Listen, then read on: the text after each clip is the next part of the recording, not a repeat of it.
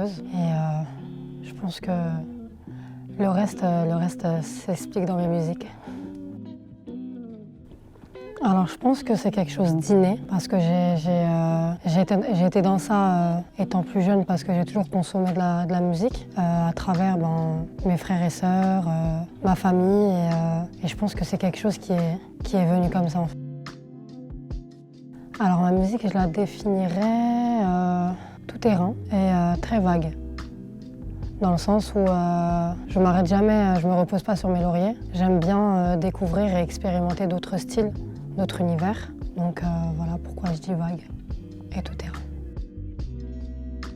Oui et non, parce que quand je chante aussi pour ceux qui m'écoutent. Donc je reflète surtout la vie de tout le monde qui peut aussi être la mienne. Alors oui, faut lier l'utile à l'agréable, dans le sens où si j'ai cette chance-là de connaître la notoriété et de pouvoir faire voyager mes musiques et partager un message, je le fais. Après voilà, c'est une passion, ça a toujours été une passion, ma passion première même. Et voilà, c'est important parce qu'aujourd'hui la musique, ça influence beaucoup. Donc si on peut passer les bons messages en chanson, que ce soit triste ou joyeux, personnellement je le fais. Alors en vérité, il n'y a pas de filtre entre Lina Mayem et Lina tout court. Je suis moi-même, je vis comme un peu tout le monde et justement je me mets pas de filtre justement pour ne pas être prise comme différente en fait, comme tout le monde. Alors oui, il y a l'acting, donc je fais aussi des courts-métrages, je suis un peu aussi dans le cinéma, qui controverse un petit peu le métier d'artiste-chanteuse, mais ça reste aussi artistique, donc voilà, cinéma. Alors, c'est des artistes déjà confirmés. À l'époque, moi, j'étais beaucoup dans le R&B français, excusez-moi. J'ai beaucoup été influencée par le R&B français, donc Wallen, Kaina Samet, Léa Castel. Assez compliqué parce que j'ai pas fini. Donc, mettre un mot sur quelque chose qui n'est pas terminé, c'est pas forcément évident, mais il y a encore beaucoup de choses à faire, à concrétiser. Et puis, comme je dis, le meilleur reste à venir. Selon les gens, il y a beaucoup d'orientales, d'Indiens, à ma grande surprise, beaucoup d'âmes. Voilà, je dirais un petit peu un mélange de ce mélange-là, quoi. On commence déjà par la prod instrumentale. Donc ça, faut que ça me parle. Et au vu en fait des sonorités, c'est là où ça va inspirer une thématique, parfois, souvent même, envie de parler de quelque chose. Donc je commence déjà par l'instrumental, ensuite on fait les mélodies, puis j'écris. Alors franchement, c'est vraiment l'authenticité, d'où le titre de mon dernier album, Authentique. C'est vraiment de rester soi-même, de toujours chercher à évoluer sans vraiment perdre ma nature. Dans le sens où mon identité, ça reste mon identité. Je vais essayer de m'améliorer parce qu'on veut tous être meilleurs qu'hier, mais sinon je dirais vraiment l'authenticité et puis guerrière, quoi, femme forte.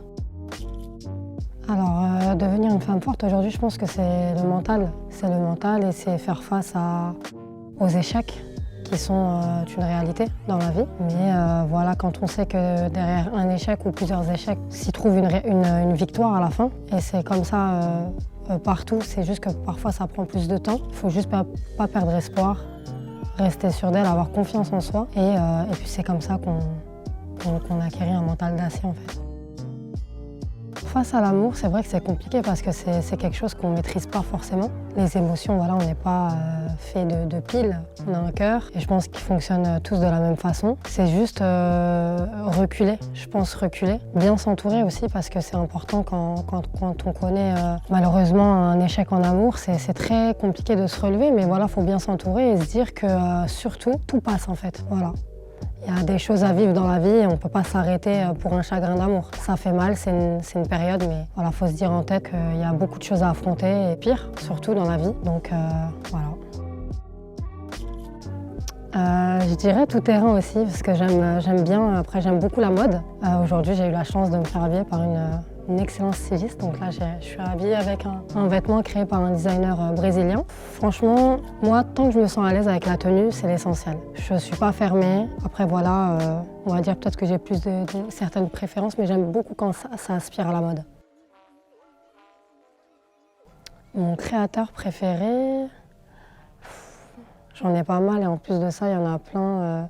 Enfin, c'est des petits créateurs, mais qui font tellement de grandes choses. Ben, comme par exemple ce designer, je kiffe.